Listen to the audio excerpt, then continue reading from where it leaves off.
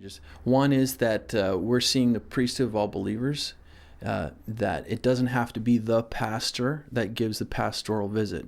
And many other people within the congregation who are gifted in that area can mediate the divine to each person, and that's very important. And the younger people are really embracing that. They don't need it to be the pastor who gives them the visit. Older folks are still perhaps wanting that senior pastor to visit, but most folks are actually embracing this kind of change.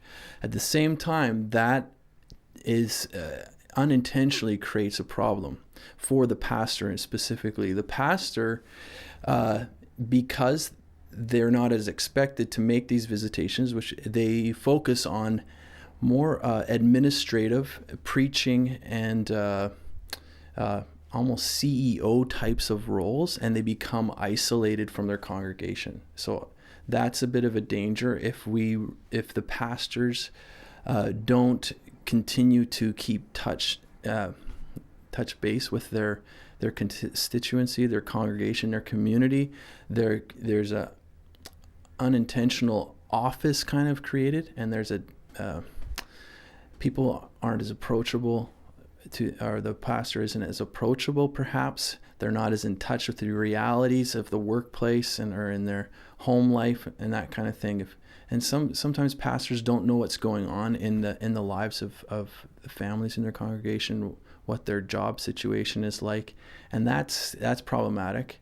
And so while it's good that there's more of a priesthood of all believers vibe going on, it can also create a silo for the pastor, and I see that as being a problem.